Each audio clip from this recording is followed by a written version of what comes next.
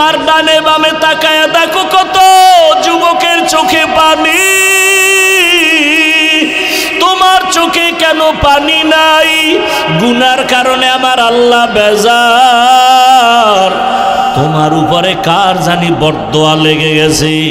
দেখো নাই বিদেশ থেকে টাকার বস্তা নিয়ে আসছে, গাড়ির মধ্যে সন্তান, গাড়ির মধ্যে স্ত্রী, বাড়ি পর্যন্ত মাওলায় নেয় নাই, পানির মধ্যে পড়িয়া গাড়িও শেষ, স্ত্রীও মারা গেল, নিজের হাতে সন্তান মারা গেল। ওই বেচারা চোখের পানি ছেড়ে কান্দে, তোমরা সবাই মিডিয়ায় দেখছো যে আমি জীবনটা কাটাইলাম। কত মানুষ বিয়া করিয়া বউ নিয়া সংসার কাটায়, খাইয়া না খাইয়া বাড়ি থাকে, আর আমি টাকার জন্য বিদেশ গেলাম।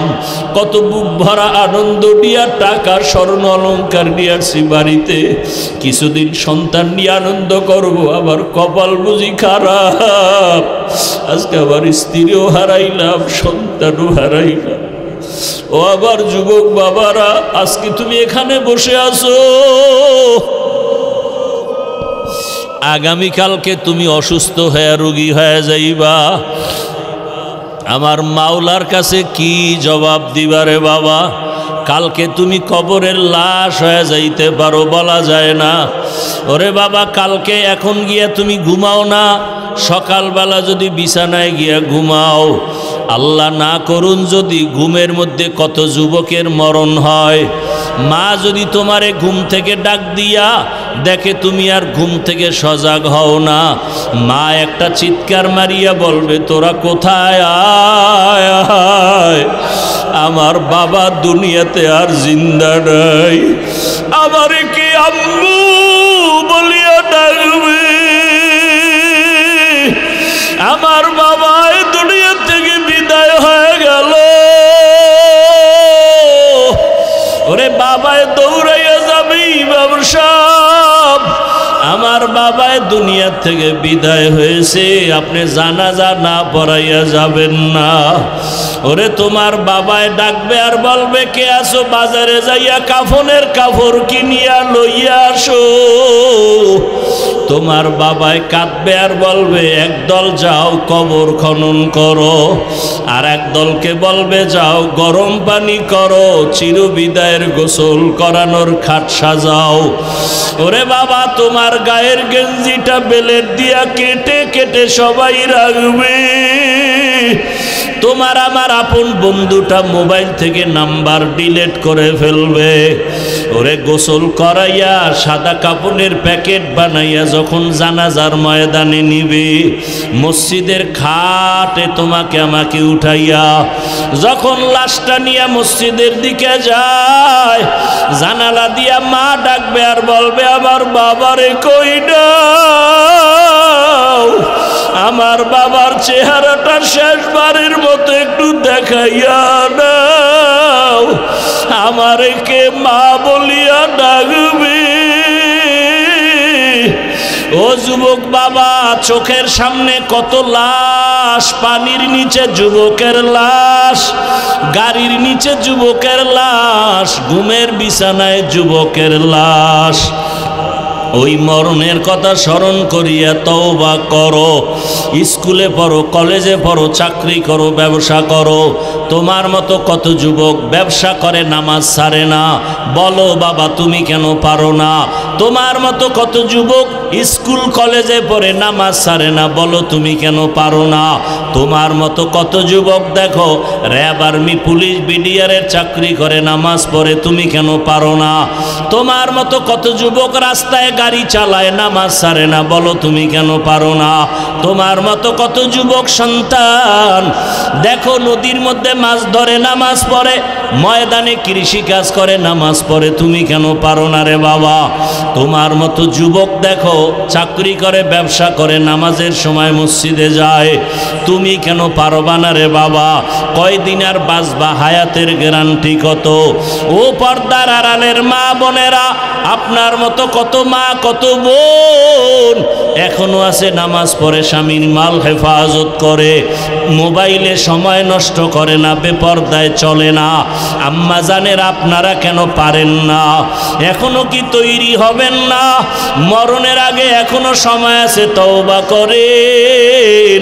আমার আল্লাহকে ডাইকা মনে মনে বলেন, হে আল্লাহ, জীবনে তো কত বেপরদায় আড্ডা দিলাম, মনে চাইছে দাড়ি রাখবো না রাখি নাই, মনে বলছে বেপরদায় চলবো চলেছি, মনে চাইছে দাড়ি রাখবো না রাখি নাই, নামাজ পড়বো না পড়ি নাই, মনে চাইছে পার্কে যাব দৌড়ায় গেলাম, কত গুনাহ করে করে সারা রাত মোবাইলে কাটাইলাম।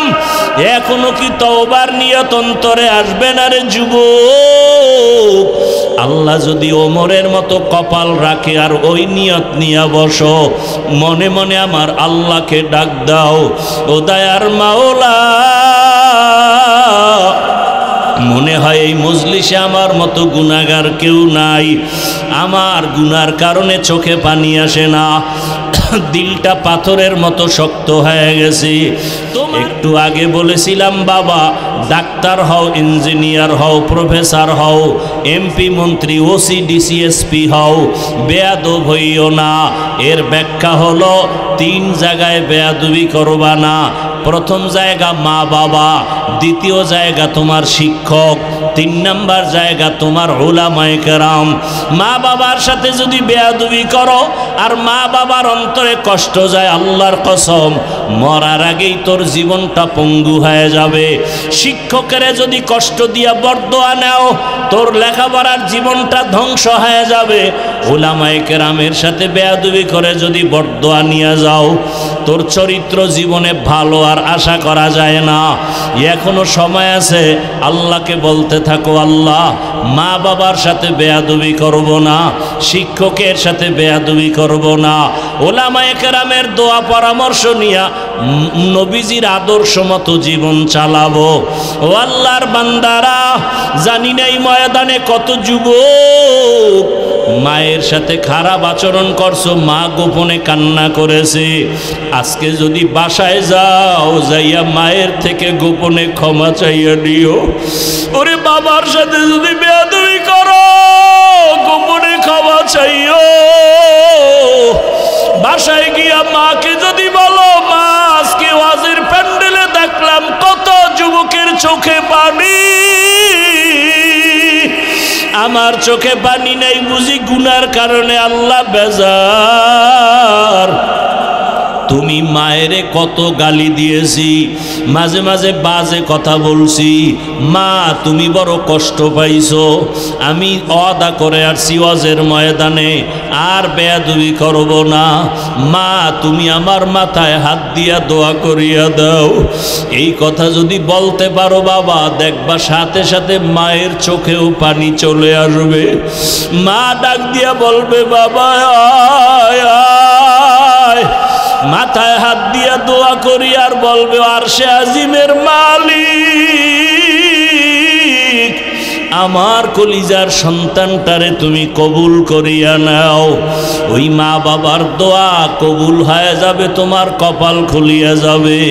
ও আমার যুবক বাবারা, পায়ে হাত দিলে কি আর নামাজ ছাড়বা না বলো?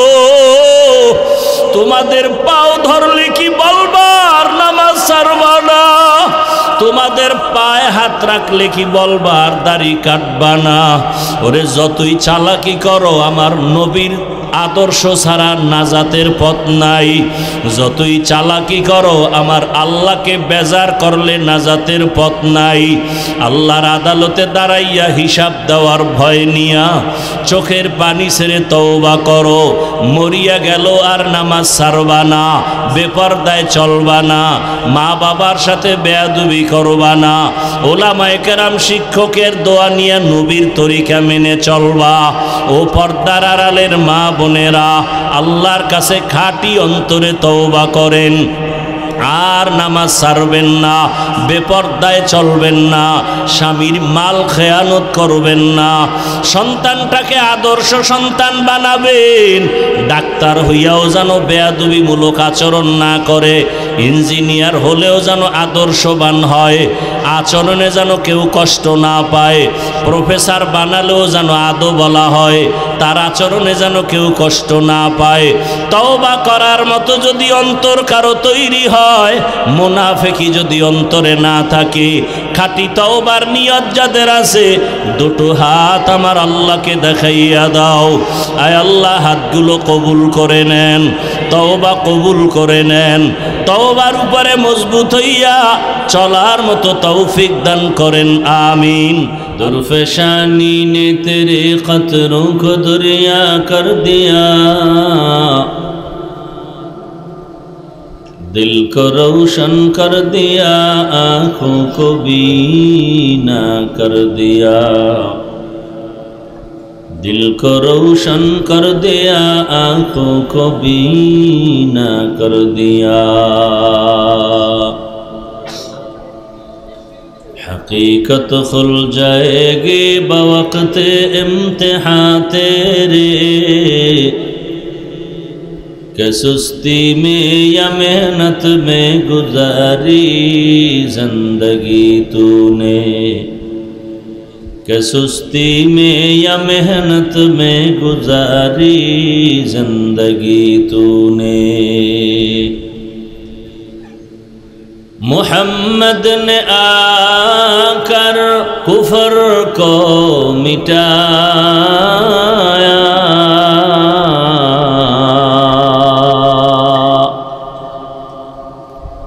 मोहम्मद ने आकर कुफर को मिटाया, कुफर को मिटा कर सदाकत बताया, कुफर को मिटा कर सदाकत बताया। আল্লাহ পাক হাজারো লাখো মানুষের মধ্য থেকে আমাদেরকে এখানে নিয়ে আসছেন। বহু মানুষ আসতে গিয়েও আসতে পারে নাই। আমাদেরকে যে আল্লাহ নিয়ে আসছেন, আল্লাহ পাক রব্বুল আলামিনের দরবারে আরেকবার শুকর আদায় করি, আলহামদুলিল্লাহ। এই কাপড়ের উপরে কি ত্রেপাল আছে? এই প্যান্ডেলে কাপড়ের উপরে কিছু আছে? তা এটা দেওয়ার দরকার কি ছিল? শুধু শুধু এই টাকাগুলো খরচ করলো কেন? যদি দিতই, ত্রেপাল দিত, যে বৃষ্টি তুফান হলো এখানে বসে বয়ান শুনতে পারবে, তা তো আর হলো না। বরং মানুষগুলো যা একটু বাতাস পাইতো তাও বন্ধ এই কাপড়ের কারণে, আরো গরম লাগতেছে। চালাক না মানুষ? কমিটির মধ্যে যদি 10 জন কয় যে না হইলে ভালো, একজনে তেরা আছে, 2-1 তেরা থাকবেই। আর এই তেরা মানুষের মধ্যে যদি নোয়া খেললে 2-1টা থাকে, আর বরিশালে তো আর লাগে না কেউ। হে কইব না না না না, কোটি টাকা যাক, এইগুলি না দিলে কি আর ওয়াজের প্যান্ডেলের মতো মনে হয়? বাসেন 13 জনে ওনার সাথে আর ঝগড়া করে দরকার সে মাহফিলই হবে না। না ঠিক আছে দাও। ওই যে গ্রামে একটা কথা আছে না, ওইটা আর কইলাম না। আল্লাহ হেফাজত করেন। আমগো এখন মরণ গরমে, আপনাদেরও কষ্ট আমাদেরও কষ্ট। যাক, আপনাদেরকে আমি ততক্ষণ বয়ান শোনাবো যতক্ষণ আপনারা ধৈর্যের সাথে শুনবেন, ইনশাআল্লাহ। উঠা বসা করবেন যে এরকম অকৃতজ্ঞ এবং নিষ্কর্মা মানুষ কিছু আছে। এই যে কথা বলতেছি ভাল লাগে না, কিছুক্ষণ পর করবে না মজা লাগে না, উডি। তো নিজেও ক্ষতিগ্রস্ত হলো, অন্যেরও ক্ষতি করলো। জানি না আপনার কপাল এমন কিনা। আসলে বিষয়টা কি জানেন? এখানে আসতে কপাল লাগে, এখানে বসতেও কি লাগে? কপাল লাগে। দেখেন না, রহমতের নবী যাকে এক নজর দেখলে জাহান্নামের আগুন হারাম, রহমতের নবী যাকে এক নজর দেখলে পেটের ক্ষুধা থাকে না, সেই রসুলকে এক নজর না 13 বছর দেখলো, বয়ান শুনলো, কালেমা পড়ে নাই। বলেন তো এত বড় তাজা বেঈমানের নাম কি? এর নাম কফাল। এর নাম কি? কফাল। নবীজিরে দেখলো, বয়ান শুনলো, কি পড়লো না? কালেমা। আর অন্যদিকে 27 বছরের যুবক রসুলকে জবাই করার জন্য তরবারি নিয়ে দৌড়ায়, নবীজিকে দেখা মাত্র তরবারি ফালায় কালেমা পড়ে ফেলল। কয় বছরের যুবক? নাম কি? এর নাম কি? কফাল। এর নাম কফাল। 13 বছর বয়ান শুনছে, কালেমা নাই, আর জবাই করতে গিয়ে রসুলকে কালেমাওয়ালা হয়ে গেছে। বাড়ির থেকে অনেকে মাহিনী মাদ্রাসা নাম করা ওয়াজ হবে বাৎসরিক আসছে ঠিক, কপাল খারাপ, প্যান্ডেলে ঢুকতে পারে নাই। এরা কোথায়? ওই দোকানপাট আছে কিছু, বেলুনের দোকান, মাছের দোকান, ওখানে গেলে মহিলা যুবতী সব আছে, খাওন আছে, চোখের শীতলতা আছে, মানে ওরা ঘুরে আর তাজা তাজা কবিরা গুনাহ করে। এর নাম কি?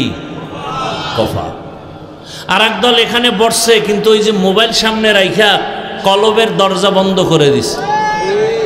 এর বয়ান সব মোবাইলে ঢুকে, কলবে ঢুকে না। কফাল। যুবকরা মানো আর না মানো, কথাগুলো লেখা রাখিস। মানার তো দায়িত্ব, যে বলতেছি না, আবু জাহাল রসুলের কাছে কালেমা পড়ে না, তো তুমি কে আর আমি কে? কত যুবকের ব্যবহার দেখলে মনে হয় রুমাল দিয়া জুতা মুছে দেই, আর কিছু যুবকের ব্যবহার দেখলে, চেহারা দেখলে দিল থেকে বরদোয়া চলে আসে। হাত উঠাইয়া বলা লাগে না ওরে শেষ করো, তোমার আচরণে দিলে কষ্ট আসছে, এটাই তোমার জন্য কাল হয়ে যায়। এজন্য বলি বাবা, কারো থেকে দোয়া নিতে পারলে নাও, না পারলে চুপ থাও, কিন্তু বরদোয়া নিও না। অনুরোধ করে গেলাম। ওয়াজ সারা রাত শুনলে কি হবে, এই কথাগুলো মনে রাখো। পারলে দোয়া নাও, না পারলে চুপ থাকো, কিন্তু কি নিও না? বরদোয়া নিও না। পারলে কারো প্রশংসা করো, না পারলে চুপ থাকো, কারো বদনাম বলিও না। পারলে কারো উপকার করো, না পারলে চুপ থাকো, কারো ক্ষতি। অনুরোধ। জীবনে ওয়াজ যাই শুনো, এটি আসল ওয়াজ, এটি আসল কথা। পারলে দোয়া নাও, না পারলে দরকার নাই, কিন্তু বরদোয়া নিও না। এতগুলো মানুষ, আমি প্রায় মাহফিলে বলি, এতগুলো মানুষ এ জায়গায় বসার জন্য, দুনিয়ার টাকাওয়ালারা যদি চাইতো তাহলে মানুষগুলোকে আসার জন্য ফ্রি গাড়ি দিতে হতো, বসার জন্য ভিআইপি চেয়ার, ফাঁকে ফাঁকে নাস্তা, এরপরে নিয়ন্ত্রণের জন্য কত পুলিশ, কত প্রশাসন। অথচ এই গরমে পৃথিবীর নিকৃষ্টতম বিছানা, কাদাবালুর মধ্যে এই মানুষগুলো পায়ে হেঁটে বা গাড়ি ভাড়া দিয়া নিজে আসছেন, খানার চিন্তা নাই, ঘুমের চিন্তা নাই। এতগুলো মানুষের নিয়ন্ত্রণ করার জন্য একজন পুলিশ নাই, প্রশাসন নাই। তা কিভাবে সম্ভব? আমার রসুলের আদর্শের কারণে সম্ভব। কিন্তু কপাল খারাপ, সে রসুলকে চিনল না। যদি চিনতি তাহলে আমার রসুলের আদর্শ জবাই করতে কেমন? নামাজ নাই, রোজা নাই, দাড়ি নাই, টুপি নাই, সেই লোক যদি আমারে গালি দেয়, হুজুরেরে গালি দেয়, টুপিওয়ালারে গালি দেয়, নামাজি ব্যক্তিরে গালি দেয়, খায় সুদ, সে মনে করে নিজে পবিত্র আর সব খারাপ। অথচ আল্লাহ বলেন, এই বেঈমান, পৃথিবীতে আমি আল্লাহর দুশ্মন আছে, এর মধ্যে বড় দুশ্মন 2 দল। কেমন বড়? যে আমি আল্লাহ নিজে ওর সাথে যুদ্ধ করতে রেডি। এবার বুঝেন যে কত খারাপ ওরা আল্লাহর দরবারে, যে আল্লাহ নিজে ওদের সাথে যুদ্ধ করবেন। এক দলের কথা আছে কোরআনে, আর এক দলের কথা আছে বুখারী শরীফে। কোরআনে বর্ণিত দলের নাম যারা সুদের সাথে জড়িত এরা, আর বুখারী শরীফের মধ্যে যাদের নাম আছে এরা হলো ওলিয়া উলিয়া, যারা মানে না তারা। আল্লাহ বলেন, যারা ওলিয়া উলিয়া মানো না, আমি আল্লাহ তোদের সাথে যুদ্ধ করব। এজন্যই তো সারা দেশে আমি চিৎকার করে বলি, এ জমিনে যারা ওলি মানে না, আউলিয়া মানে না, ওরা কোরআন মানে না, বুখারী শরীফ মানে না, ওরা ভণ্ড। ওদের যারা ভণ্ড বলে না, তারাও ভণ্ড। আমার কথার কাউন্টার দেওয়ার কলিজা থাকলে আসো। আল্লাহর কসম, যারা ওলিয়া উলিয়া মানে না, এরা কোরআন মানে না, হাদিস মানে না, বুখারী শরীফ মানে না, এরা ভণ্ড, বাতিল। এদের যারা বাতিল, ভণ্ড বলবে না, স্বীকার করবে না, তারাও বাতিল। আল্লাহ আমাকে হেদায়েত দান করুন, আল্লাহ আপনাদেরকে হেদায়েত দান করুন। রসুলের উপরে হাজারো লাখ কোটি দরুদ ও সালাম একবার পড়ি সাল্লাল্লাহু আলাইহি। ওয়া আলিহি ওয়াসাল্লাম। কি ওয়া আলিহি, সাল্লাল্লাহু আলাইহি ওয়া আলিহি ওয়াসাল্লাম। পড়েন সাল্লাল্লাহু আলাইহি ওয়া আলিহি ওয়াসাল্লাম। জীবনে মানুষ বড় হতে চায়, লাভ চায়। এই দুনিয়া এবং আখেরাতে বড় হওয়ার তাবিজের নাম দরুদ শরীফ। বলে গেলাম, পারলে আমল করেন, না পারলে নাই। বলার দায়িত্ব আমার, মানবেন কিনা সে দায়িত্ব আপনার। হেদায়েতের মালিক আমি না, একমাত্র কে? রসুলের হাতেও আল্লাহ হেদায়েতের চাবি দেন নাই। ইন্নাকা লা তাহদি মান আহবাবতা ওয়ালাকিন্নাল্লাহা ইয়াহদি মান ইয়াশা। নবী আপনি কাউকে ভালোবাসলেই সে কালেমা পড়বে, বিষয়টা এমন না। আমি চাইলে হবে, আপনি চাইলে হবে না। আমি আল্লাহ যদি চাই হবে, আপনি চাইলে। এ কারণে আবু জাহাল কালেমা পড়ে নাই, 13 বছর দেখলো, বয়ান শুনলো। আর ওমরের মতো গোলাম আপনাকে জবাই করতে আসিয়া কালেমাওয়ালা হয়ে গেল। ওমরের আল্লাহ এমন পাওয়ার দান করেছেন, যেই ওমরের নামটা এখনো শুনলে সবার শরীরটা কেমন যেন একটা গরম ভাব, ভয় ভয় ভাব। ওমরের নাম শুনলে এখনো ভয় লাগে। ওমর নাম বড় ভয়ঙ্কর। সমাজে যাদের নাম ওমরে ফারুক, তারা কেমন যেন একটু গরম ভাবের হয়। যাদের নাম আবু বকর, তাদের কেমন যেন একটু নরম নরম ভাব, ঠিক নেই? এমন কি কেউ যদি ঘুমের সময় ডান হাতের শাহাদাত আঙ্গুল দিয়া ঘুমের সময় বুকের মধ্যে ওমরের নাম লেখে, আইন মিম র, তার ঘুমের মধ্যে কখনো স্বপ্ন দোষ হবে না। মোবাইলে আকাম করলে আর 1000 বার ওমরের নাম লেখলে কি হইব? Diarrhoea ছুটবো, diarrhoea. আল্লাহ হেদায়াত দান করুন। ওলামায়ে কেরাম আপনাদের সামনে কোরআন সুন্নাহ ভিত্তিক আলোচনা করেছেন, আপনারা ধৈর্যের সাথে শুনেছেন। আল্লাহ ওলামায়ে কেরামদের কথাগুলো সহি তরিকায় আমাদের আমল করার তৌফিক দান করেন। ওলামায়ে কেরামের ইজ্জতকে আল্লাহ বেশি বেশি বাড়ায় দেন। যারা লেখার মাধ্যমে, বলার মাধ্যমে, মিডিয়ার মাধ্যমে ওলামায়ে কেরামকে ছোট করার ষড়যন্ত্র করে, আল্লাহ ওদের হেদায়াত দান করেন। আল্লাহ ওদের হেদায়াত দান করেন। আল্লাহ ওদের হেদায়াত দান করেন। হেদায়াত না থাকলে আল্লাহ ওদেরকে ধ্বংস করে দেন। এ কথা কেন বললাম? কিয়ামত পর্যন্ত আর রসুল কালেমার দাওয়াত দিতে আসবেন না। নাকি আপনাদের এই এলাকায় আসবেন?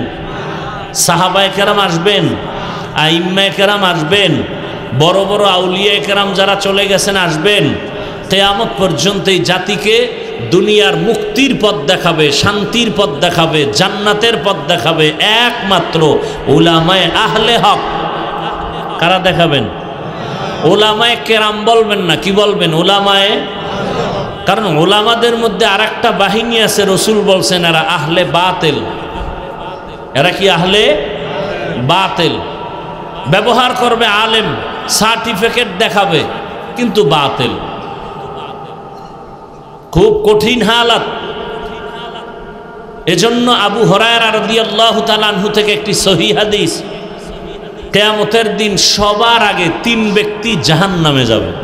সবার আগে কয়জন? এর মধ্যে একজন আলেম, আর একজন শহীদ গলা কাটা, আর একজন টাকা পয়সা দান করনেওয়ালা দানবীর। কোন শহীদ, কোন আলেম, কোন দানবীর? ব্যাখ্যা সাপেক্ষ। আল্লাহ আমাদের বুঝার, আমল করার তৌফিক দান করেন। এজন্য দোয়া করলাম আল্লাহ উলামায়ে কেরামের ইজ্জতকে বাড়ায় দেন। বর্তমান দুনিয়াতে উলামায়ে কেরামকে কুলুষিত করার এক আন্তর্জাতিক ষড়যন্ত্র চলতেছে। কেন? আমি হাফিজুর রহমানকে যদি আপনার অন্তরে ঘৃণা লাগে, তখন আপনি আর আমার বয়ান শুনবেন না, আমার পেছনে আপনি নামাজ আদায় করবেন না। এইভাবে যদি আলেমদের প্রতি ঘৃণা এসে যায়, তাহলে ইসলাম বন্ধ করো, বয়ান বন্ধ করো বলতে হবে না। মানুষ ঘৃণার কারণে আসবে না, বয়ানও চলবে না। এজন্য আলেমদের প্রতি ঘৃণা জমানোর জন্য একটা চক্রান্ত চলতেছে।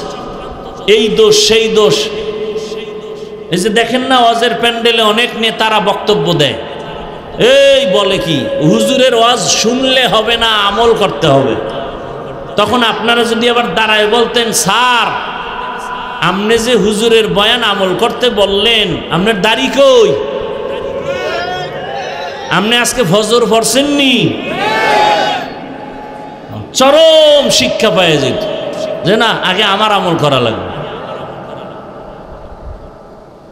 যাক, আপনারা বলেন না, ভালো কথা, হেদায়েতের মালিক বলতেছি তো আল্লাহ, কাউকে হেদায়েত না দিলে আর কি করা।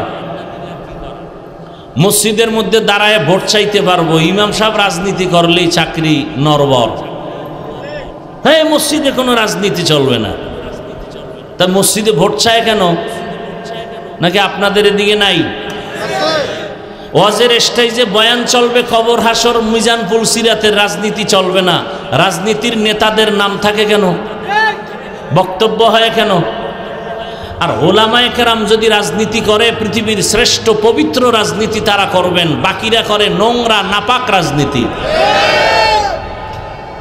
লালমাই বলে আসছি, ভালো করে শিখে রাখো, কথাগুলো রেখে রাখো। আর যুবকদের কাছে আমার একটা দাবি, ভালোবাসার দাবি। একটা পেস্টুন বানাইতে কয় টাকা লাগে?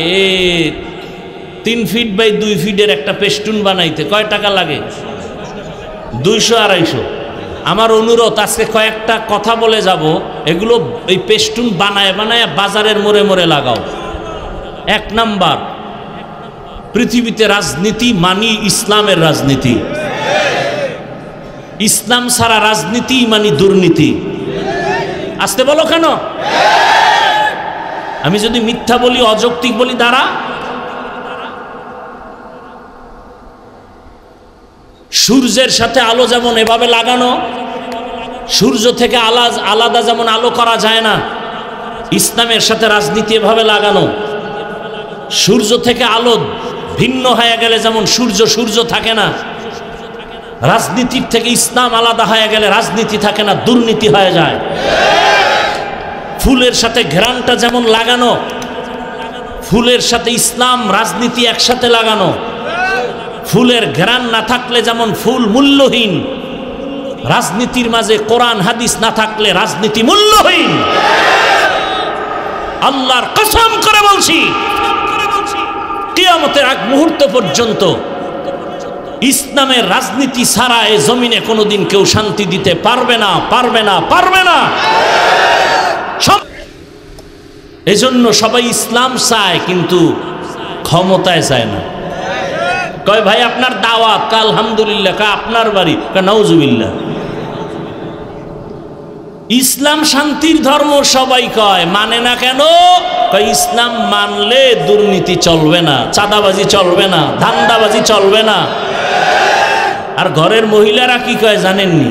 কয় হুজুর গো, যত টাকা পয়সা সম্মান সব দিব, ভোট দেওয়া যাবে না, কারণ এরা আইলি আমাকে আত্মুজা পরাইব, পাও মুজা লাগাই দিব, না এরকম আটকা থাকা যাবে না। ইসলাম ডারে আগুন বানায় দিস। অথচ পৃথিবীতে একমাত্র সহজ ধর্ম, সহজ নীতি ইসলাম। শান্তি ইসলাম ছাড়া কোথাও নাই। এটা ব্যানারে লিখবা, পেস্টুনে লিখবা, ইসলাম রাজনীতি সূর্যের আলোর মতো লাগানো। আলোহীন সূর্য মূল্য নাই, ঘ্রাণহীন ফুল মূল্য নাই। আল্লাহর কোরআন, ইসলাম ছাড়া রাজনীতি মূল্যহীন। মানুষ শুধু মরবে ধুকে ধুকে। দেখেন না, ইসলাম নাই বিদায় আপন বাবা তার আপন মেয়েকে হোটেলে ঢুকাইয়া বলে, আজকের রাতের জন্য তুমি আমার কাছে স্ত্রীর মতো। এটা কি ইন্ডিয়ার খবর? সোনার বাংলার তাজা খবর? তোমার খবর নেই। আল্লাহ হেদায়েত দান করুন। আমি যে আয়াত এবং হাদিস পড়ছি, তরজমাটা বলে আপনাদেরকে কিছু ব্যাখ্যা শোনায় চলে যাব। অত্যন্ত গুরুত্বপূর্ণ তথ্যবহুল আলোচনা করতেছিলেন আপনাদের এই অঞ্চলের গৌরব, বাংলাদেশের কোটি হাজারো কোটি মুসলমানের কলিজার টুকরা মুফতি শামসুদ্দোহা আশরাফি সাহেব দামাত বারাকাতুহুম। আমি আপনাদের একটা কথা জিজ্ঞাসা করি, মানুষের জীবনে কিয়ামত পর্যন্ত যত সমস্যা হতে পারে সব সমাধান কি আল্লাহর কোরআন বা ইসলামে আছে? তাল মিলেন না, বুঝা শুনে বলেন। কতটুকু আছে? আংশিক না পরিপূর্ণ? তবে একটা দিকের সমাধান ইসলাম বা কোরআনে নাই, সেটা হলো রাষ্ট্রীয় বিষয়। রাষ্ট্র চালানোর ক্ষেত্রে এ বিষয়ে কোনো সমাধান ইসলাম বা কোরআনে নাই। তা কেন বলেন ইসলামে রাজনীতি নাই? ভালো করে মনে রাখেন, একজনে নামাজ পড়ে না আর একজন নামাজ পছন্দ করে না, দুইজন সমান? যুবক নামাজ পড়ো না কেন? কয় হুজুর নামাজ দরকার, চেষ্টা করি, পারি না, মাঝে মাঝে পড়ি, দোয়া করেন, আরো চেষ্টা করব। সে নামাজ পড়ে না, বাহ্যিক দৃষ্টিতে কিন্তু মুমিন। আর একজনকে বললাম, এই যুবক ভাই নামাজ পড়েন না কেন? কয় না পড়লে অসুবিধা কি? বেঈমান। যে নামাজ পড়ে না মুমিন, যে নামাজ পছন্দ করে না বেঈমান, যে দাড়ি রাখে না মুমিন, যে দাড়ি পছন্দ করে না বেঈমান, যে পর্দা করে না মুমিন, যে পর্দার বিধানকে পছন্দ করে না বেঈমান, যে ইসলামের রাজনীতি করে না মুমিন কিন্তু ইসলামের রাজনীতির বিরোধিতা করে বেঈমান।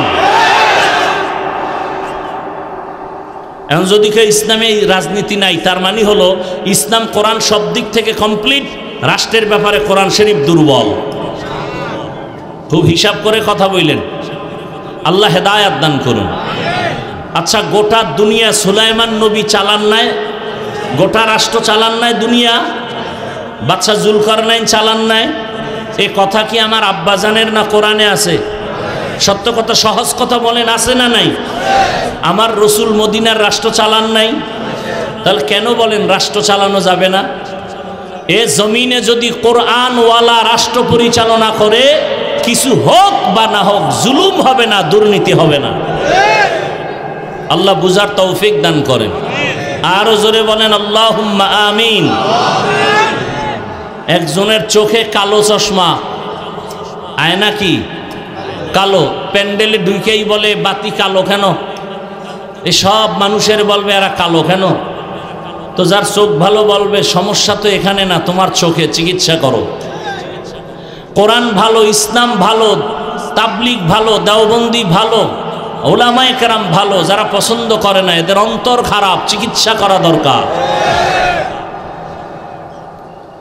যে আয়াত আমি পড়েছি, আল্লাহ পাক বলেন ওয়া আম্মা মান খাফা মাকামা রাব্বিহি ওয়া নাহান নাফসা আনিল হাওয়া ফাইন্নাল জান্নাতা হিয়াল মাওয়া। হাসরের ময়দানে আমার দরবারে দাঁড়াতে হবে, পালাবার কোনো সুযোগ নাই। হে রাসূল, উম্মতের জানায় দেন, আমার আদালতে দাঁড়াইয়া হিসাব দেওয়ার ভয়ে দুনিয়ার জমিনে জিন্দা অবস্থায় যারা নিজেদের গুনাহ থেকে বাঁচায় রাখবে, আমি আল্লাহ ওয়াদা করলাম বিনা হিসাবে সে জান্নাতি। রহমতের নবী বলেন, ও দুনিয়ার উম্মতের দল, ইত্তাকিল মাহারিম তাকুন আবাদান নাস, তোমরা অবৈধ নিষিদ্ধ হারাম থেকে নিজেরে বাঁচাও। আল্লাহর মহব্বতে মানুষের কাছে তোমার মর্যাদা বেড়ে যাবে, আল্লাহ তোমার মর্যাদা বাড়ায় দিবেন। আমরা সম্মান চাই ঠিক, কিন্তু কোন পথে গেলে সম্মান থাকবে সে চিন্তা করি না। রহমতের নবী সুন্দর ইসলাম নিয়া মক্কা নগরীতে এমন সময় আসছেন যেই সময় মক্কার মানুষ ছিল চূড়ান্ত চরিত্রহীন, খারাপ।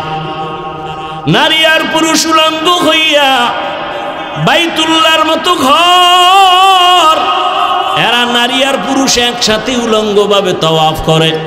কত খারাপ মক্কার মানুষ। কন্যা হলেই তারা কষ্ট পায়, কন্যা সন্তান আসা মাত্র অনেক বাবা তার নিজের কন্যাকে গলা টিপে মেরে ফেলে। কত খারাপ ওই মক্কার মানুষ। রহমতের নবী আদর্শ যখন পাইল, মক্কার এই খারাপ মানুষগুলো রসুলের আদর্শ গ্রহণ করিয়া এতটা দামি হয়ে গেছেন, আল্লাহ জিব্রাইলকে পাঠায় বলে যাও লিস্টি দিয়ে দিলাম, এর মধ্যে যাদের নাম আছে রসুল যেন ঘোষণা করে দেন এই লিস্টির মানুষগুলো বিনা হিসাবে জান্নাতি। রসুলের আদর্শ শুরুতেই বলছিলাম, এত মানুষ এভাবে বসে আছে কেমনে সম্ভব? দুনিয়ার টাকায় সম্ভব না, বাহাদুরিতে সম্ভব না, ১৫০০ বছর আগের রসুলের আদর্শের কারণে সম্ভব। খানারও চিন্তা নাই, ঘুমেরও চিন্তা নাই, আল্লাহর মোহাব্বতে আপনারা বসছেন। আল্লাহর কাছে দোয়া করি আল্লাহ হেদায়েতের দৌলত আমাদের দান করেন। ওলামায়ে কেরামের বিরোধিতা করবেন। এই যুবক বাবারা, আমি কিন্তু কাউকে হুজুর বানাইতে আসি নাই, কোনো ভয় নাই যে হাফিজ ভাই আজকে বুঝি হুজুর বানানোর তওবা করবে না, আমি একবারও বলবো না।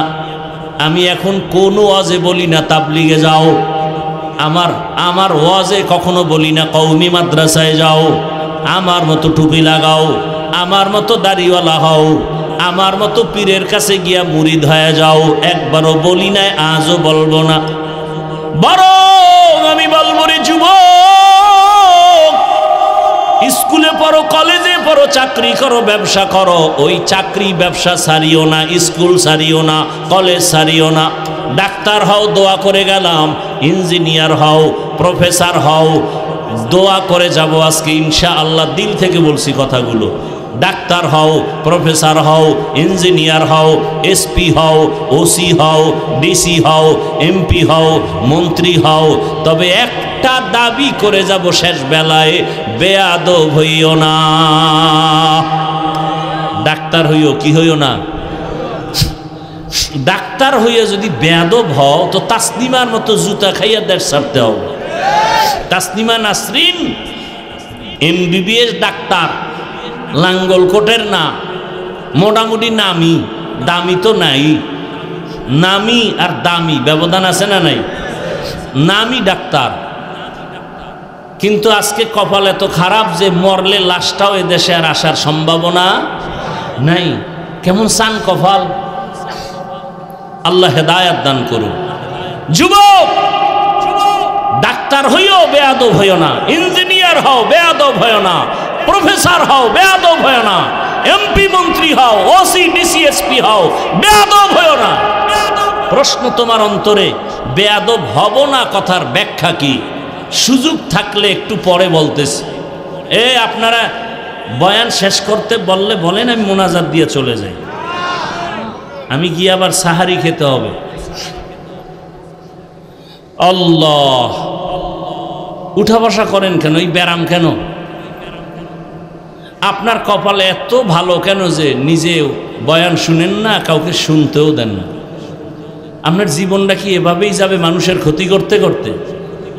নবীজি বলেন, দুনিয়াতে ভালো মানুষকে জানো? খায়রুন নাস মান ইয়ানফাউন নাস। দুনিয়াতে সব থেকে ভালো মানুষ ওই ব্যক্তি যার দ্বারা অন্যের কোনো ক্ষতি হয় না, উপকার হয়। কি হয়?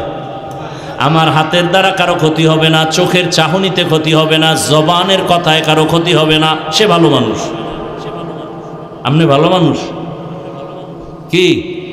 নিজের তো মহাপণ্ডিত ভাইবা বসে আছেন, অথচ সন্তানের সাথে কেমন আচরণ করেন, স্ত্রীর সাথে কেমন করেন, ভাই হইয়া ভাইয়ের সাথে আচরণ কেমন করেন, শিক্ষক হইয়া ছাত্রের সাথে আচরণ কেমন করেন, আমি বক্তা হইয়া শ্রোতাদের সাথে আচরণ কেমন করি, আমি ইমাম হয়ে মুসল্লিদের সাথে আচরণটা কেমন করি।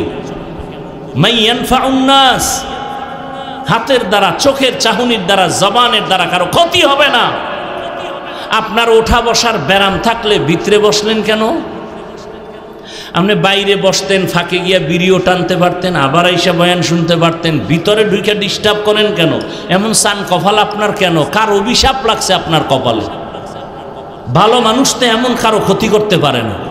অবশ্যই কারো অভিশাপ লাগলে ওর কপালটা পুড়ে যায়। বয়ানের শুরু থেকেই কপাল পোড়া আর ভালোর বয়ান শুরু করছে। আবু জাহিল আর ওমরের কথা বললেন, জানি না এই ময়দানে কার কপাল ভালো আর কার কপাল আবু জাহালের মতো খারাপ, যে হাজারো বয়ান শুনবে মোনাজাত না দিয়ে ভাগবে। আর ওমরের কপালওয়ালারা চিন্তা করবে, জীবনে গুনাহ তো কম করি নাই, হাত হাতের গুনাহ, চোখের গুনাহ, জবানের গুনাহ, অন্তরের গুনাহ। আমার ব্যবহারে আমার মা কষ্ট পায়, মা কষ্ট পায় আমার ব্যবহারে, আমার বাপ আমার উপরে বেজার, আমার শিক্ষক আমার উপরে বেজার, আমার আচরণ এত খারাপ যে আমার উপরে আলেমরা অখুশি, আমার উপরে গ্রামের মানুষ অখুশি, আমার বন্ধু অন্তরে কষ্ট, আমি এত খারাপ। এই চিন্তা করে বলবে না আর খারাপ হতে চাই না, খারাপ থাকতে চাই না, এখান থেকে আজকে তওবা করে এরপরে বিদায় হব। ওমরওয়ালা কপাল। আল্লাহ সবাইকে হেদায়াত দান করুন। দুনিয়ার সব অপরাধ করবে, এতে দোষ নাই। আমি বলি কেন আমার দোষ?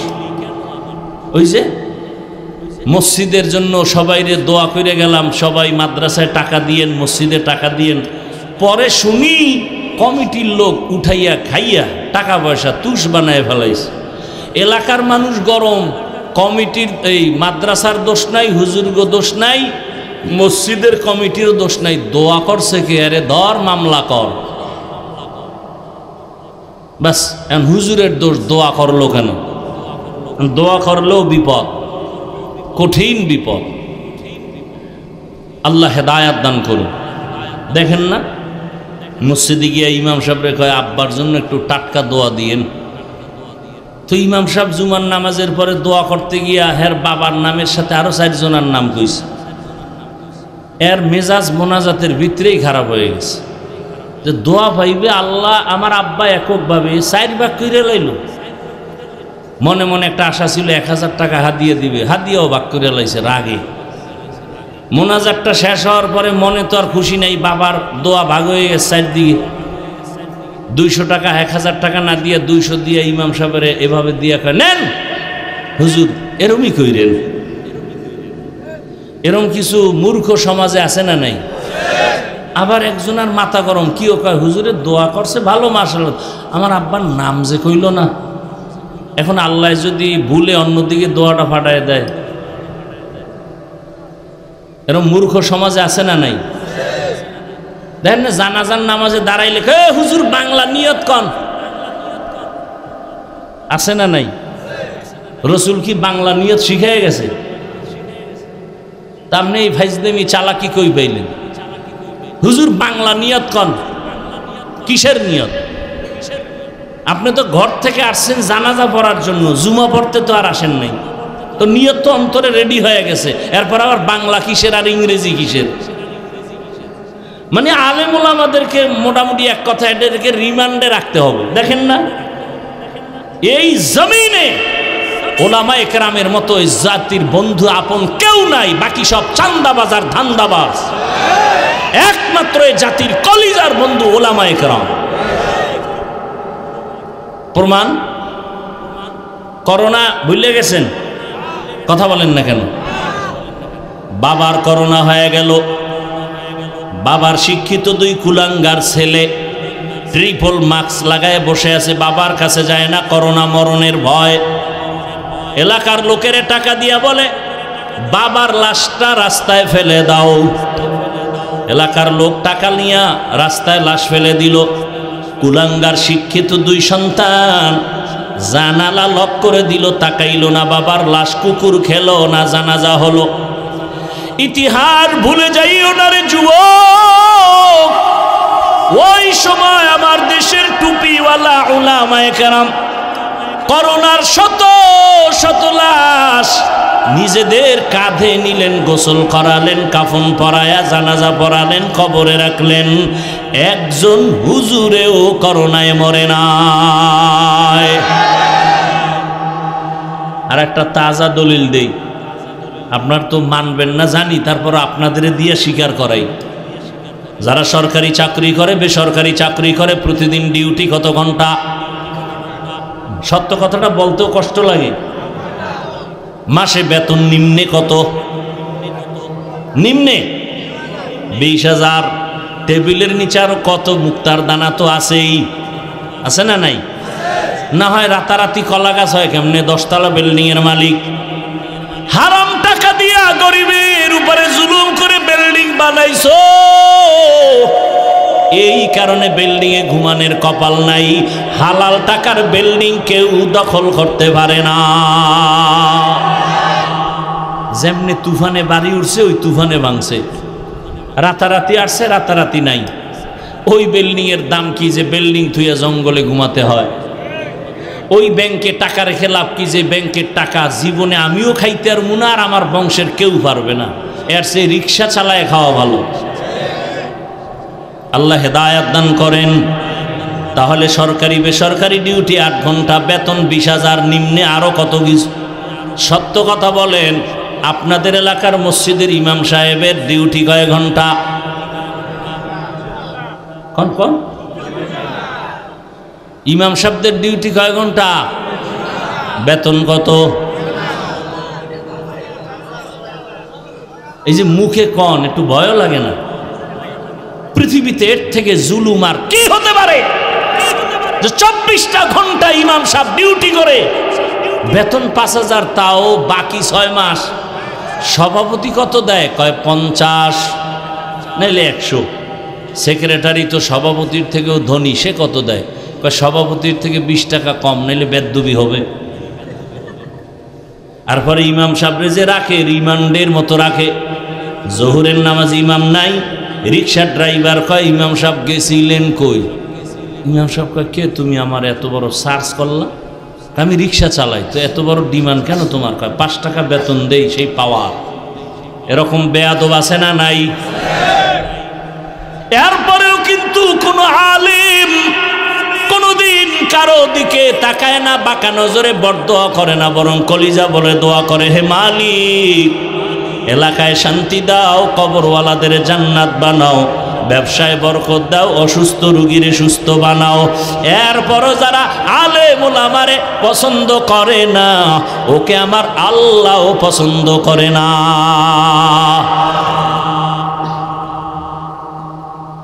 যাদের কাছে এখনো রসুলের আদর্শ আছে, সে যে লাইনের হোক, এখনো সম্মানে আছে। আর যার কাছে রসুলের আদর্শ নাই, ওই বান্দার সম্মানও নাই, ইমানও নাই। বুঝে ভালো, সবাই বুঝে, মানে না কেন? বিপদ, মনের মতো চলতে পারবে না। এরে নবীর আশিক, চেয়ারম্যানের চেয়ারের মেয়াদ শেষ, এমপি সাহেবের চেয়ারের মেয়াদ শেষ, কিন্তু আমরা যে চেয়ারে বসছি কোরআনের বরকতে, রসুলের আদর্শের বরকতে, এই চেয়ারের মেয়াদই নাই, আবার শেষ কিসের? আছে কোনো টেনশন আমাগো? করোনা গেছে, কোনো টেনশন নাই। ডেঙ্গু চলছে, কোনো টেনশন নাই। আওয়ামী লীগ নাই, টেনশন নাই। বিএমপি নাই, কোনো টেনশন নাই। টাকা নাই, কোনো টেনশন নাই। আমার ইমামতি থাক না থাক, টেনশন নাই। উম্মতে যেন বিপদে না থাকে, সেই চিন্তায় আলেম দিশাহারা। নিজের বাড়ি ঘর মেয়ে ছেলের চিন্তা করে না, উম্মতের চিন্তা করে করে মানুষের পেছনে আলেম ওলামারা দৌড়ায়। আল্লাহর জাতের কসম, উলামায়ে কেরাম এই জাতিকে যা দিছে দুনিয়াতে কেউ দিতে পারে নাই। যদি বলেন হ্যাঁ হাফিজ ভাই অন্যেরাও দিছে, আমি তার জবাবে বলবো 5 টাকা দিছে, 15 টাকা আদায় করে নিছে, আপনার খবর নাই। স্বার্থ ছাড়া কেউ নাই, নিঃস্বার্থ জাতির কলিজার বন্ধু শুধু উলামায়ে কেরাম। আল্লাহ বুঝার তৌফিক দান করেন। এত ঠিক ঠিক কইতেছে, সব ঠিক, কিন্তু ভোটের আগের রাত্রে টাকার বস্তা খাইয়া টাইট হয়ে যাবে, ঠিক নি? এও বলে ঠিক, সব ঠিক। হ্যাঁ, বড় কঠিন হালাত। দেখেন না এখন সবাই কয় আরে বাংলাদেশের ইতিহাসে একটা সুযোগ আইছে, এই সুযোগে যদি আল্লাহ আল্লাহ করে একটু ভালো রাস্তা খুলে দেয়।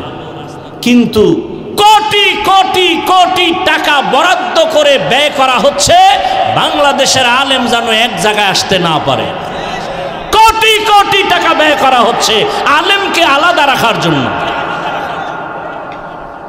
কোটি কোটি টাকা ব্যয় করা হচ্ছে। আমি সেদিন এক মাহফিলে বলেছি, যাদের নিয়ে টেনশন করেছিলাম যে এরা এক হবে কিনা, আলহামদুলিল্লাহ আজকে তারা এক জায়গায়। আর যাদের নিয়ে কোনো টেনশন করি নাই, তাদের নিয়ে এখন টেনশন বেড়ে গেছে, এখন দোয়াও বাড়ায় দিতে হইতেছে। এরপরও কাম হয় কিনা আল্লাহই ভালো জানে। বাংলাদেশ মুসলমানের দেশ, মাদ্রাসা মাদ্রাসার অভাব নাই, আলেমের অভাব নাই, মসজিদের অভাব নাই, তাবলীগের অভাব নাই, পীর মুরিদির অভাব নাই, এরপরও এত ঝামেলা কেন? একমাত্র কারণ আমাদের উলামায়ে কেরামের অনৈক্য। আর এই দোষ আমনেগো অর্ধেক, আলেমরা যে এক হয় নাই, আপনাদের দোষ কত? 50%। কেন? যারা আমার ভক্ত এরা আমারে ফেসবুকে লিখতে লিখতে একেবারে আরশে আজিমে উঠায়, আর আমার লাইনের বাইরে যারা এগো সিজ্জিনের তলে নিয়ে যায়। আছে না নাই? আলেমের ব্যাপারে আপনাদের কোনো মন্তব্য করা জায়েজ নাই। আলেম যদি কিছু ভুল করে উলামায়ে কেরাম যারা মুকুট রাহবার আকাবির এরা সমাধান করবে। আপনি কে? ইমাম সাহেব ভুল করলে আপনি নামাজে নাই, চায়ের দোকানে বয়ে মাইকের আওয়াজ শুনছেন ইমামের আলহামদুর মধ্যে ভুল, আপনি জানালা দিয়ে যদি খান ইমাম সাহেব ঠিক করে পড়েন, আর একজনকে কিও তুমি কি করলা? লোকমা দিলাম। এটা লোকমা না বেয়াদবি? বেয়াদবি। উলামায়ে কেরাম যদি ভুল করে আপনার বিরোধিতা করার, কোনো মন্তব্য করার কোনো অধিকার নাই। আপনি যদি কোন লোকমা দিয়েছি, চরম বেয়াদবি আপনার। ঊর্ধ্বতন উলামায়ে কেরাম এটার সমাধান নেবেন, সমাধান করবেন। এই জন্য কেউ কারো পক্ষ বিপক্ষ এটা না কইরা এমন কাজ করেন যে উলামায়ে কেরাম এক হয়। এই যে আমার বয়ান শুনছেন, আর একজন আলেম আইলে বলবেন হাফিজ সাহেব উলামায়ে কেরামের অনেক সুনাম বলে গেছে, ওই আলেম আমার উপরে কি আস্থা বাড়বে না কমবে? আর আপনি যদি কোন হুজুর কঠিন সাইজ করে গেছে আপনাকে গোষ্ঠী শুদ্ধা, এই অবস্থা, ভালো মনে করছিলাম, এত খারাপ। এই যে একটা খারাপ ধারণা আপনি ঢুকাই দিলেন ভক্ত হইয়া, এমনটা কইরেন না। উলামায়ে কেরাম ছাড়া দুনিয়াতেও শান্তি নাই, আখেরাতেও মুক্তি নাই। ও চাপাবাজি করেন যাই করেন, কথা বাস্তব এগুলোই। আপনি মানেন আর না মানেন, তো মান ইয়া না মান মাই তেরা মেহমান। তুমি মানো আর না মানো সেটা তোমার বিষয়। বলে গেলাম, কথাগুলো মনে রাখবেন। ওয়া আম্মা মান খাফা মাকাম রাব্বিহি ওয়া নাহান নাফসা আনিল হাওয়া ফাইন্নাল জান্নাতা হিয়াল মাওয়া।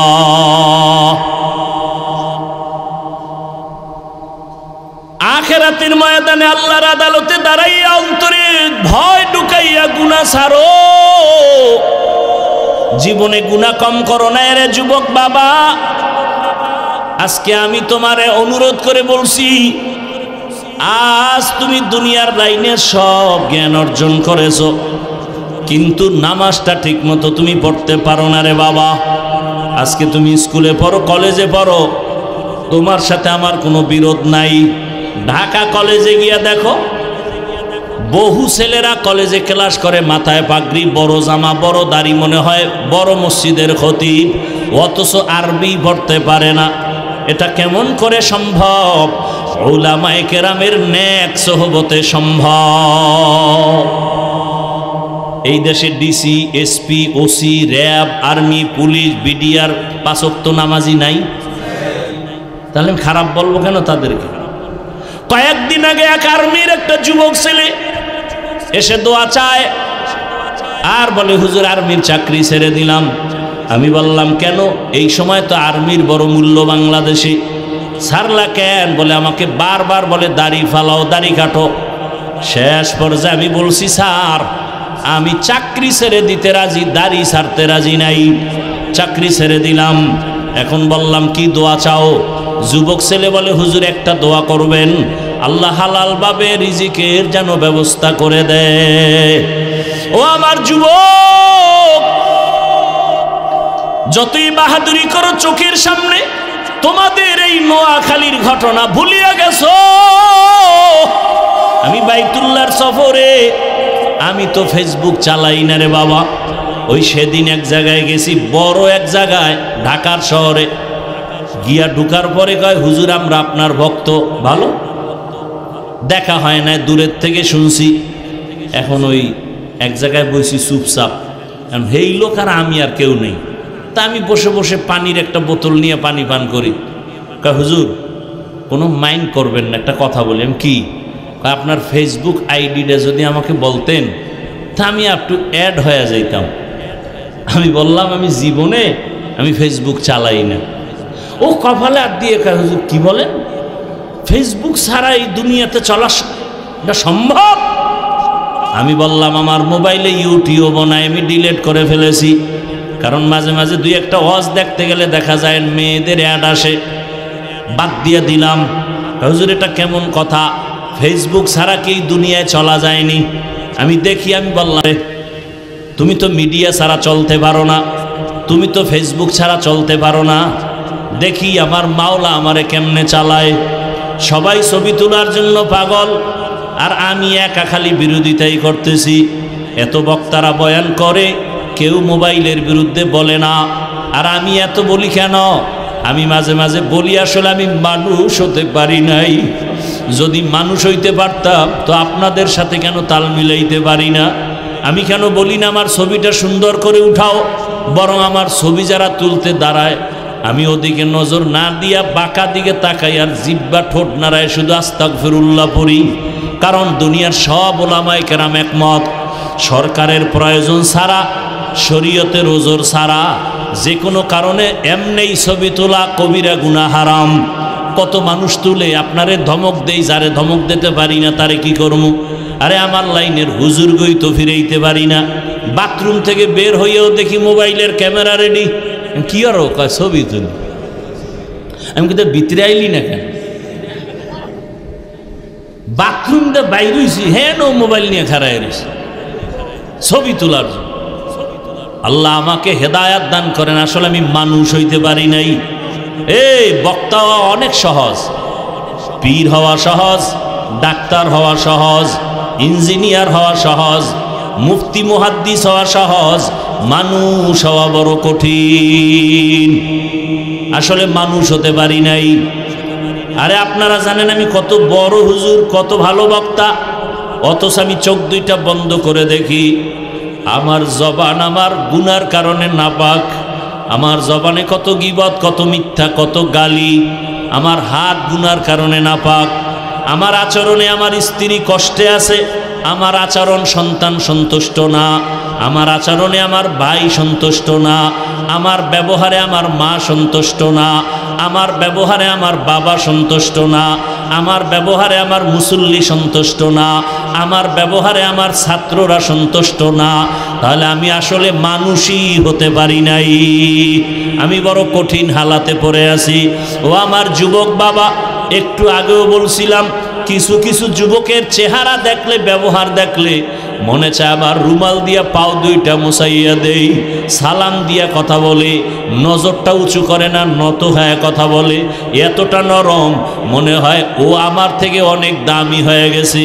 কারণ ওর মধ্যে আল্লাহর ভয়, আল্লাহর আদালতে দাঁড়ানোর ভয়।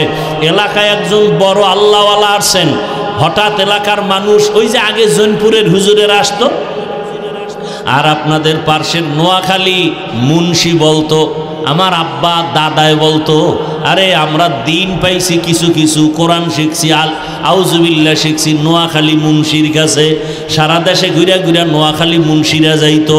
এই যে লাকসাম, লাঙ্গলকোট, পুরা এই অঞ্চলটা নোয়াখালী কেমন যেন দেশের বাঘা বাঘা ওলামায়ে কেরামের খনি। এরে আল্লাহর বান্দারা, আমরা তাদের মহব্বত, এরে নবীর উম্মতের দল, এদের মাধ্যমে দিন শিখলাম। এই কয়েকদিন আগে দেখো নাই, বিদেশ থেকে টাকার বস্তা নিয়ে আসছে, গাড়ির মধ্যে সন্তান, গাড়ির মধ্যে স্ত্রী, বাড়ি পর্যন্ত মাওলায় নেয় নাই।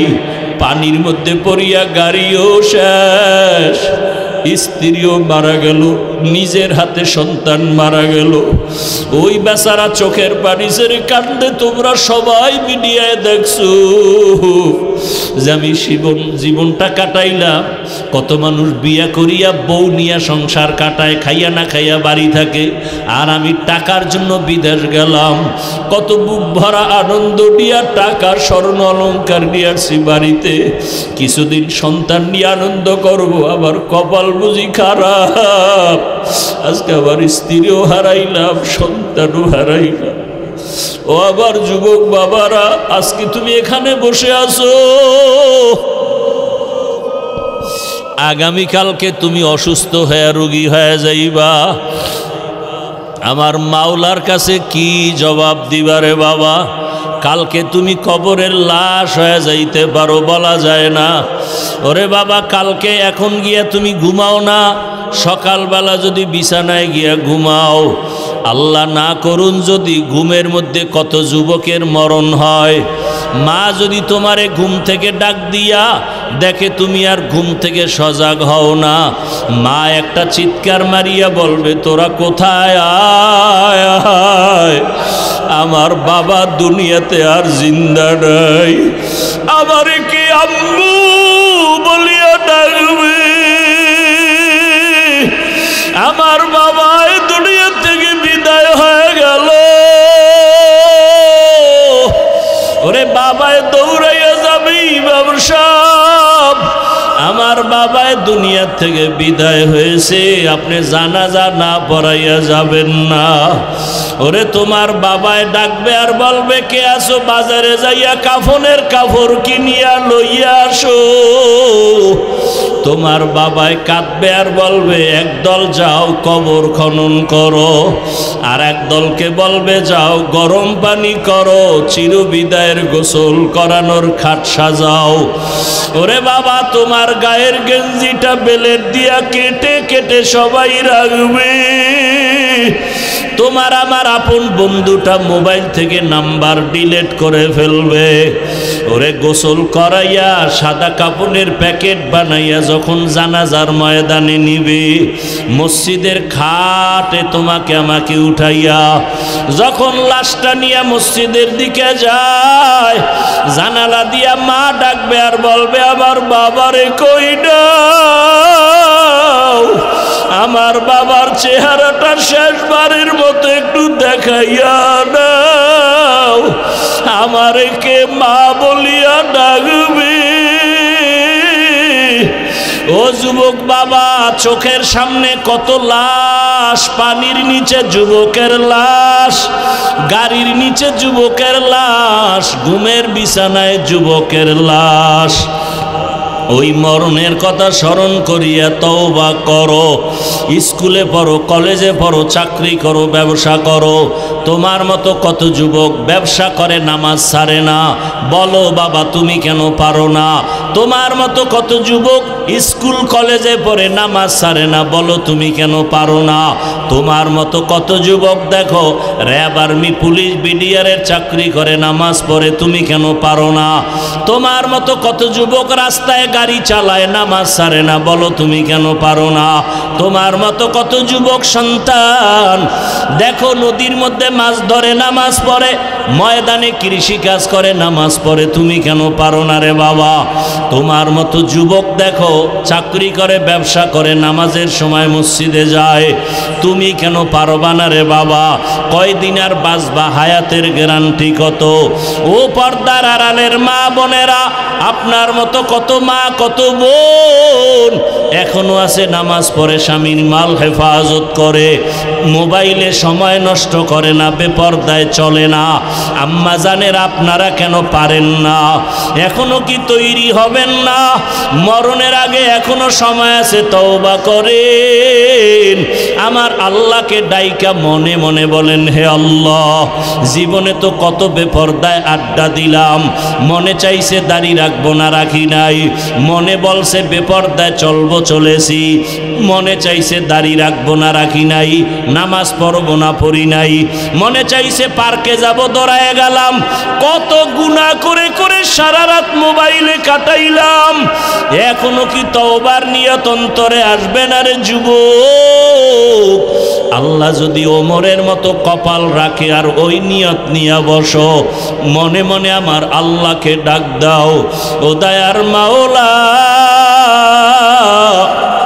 মনে হয় এই মজলিসে আমার মতো গুনাহগার কেউ নাই, আমার গুনার কারণে চোখে পানি আসে না, দিলটা পাথরের মতো শক্ত হয়ে গেছে। তোমার ডানে বামে তাকায়া দেখো কত যুবকের চোখে পানি, তোমার চোখে কেন পানি নাই? গুনার কারণে আমার আল্লাহ বেজার। তোমার উপরে কার জানি বরদোয়া লেগে গেছে।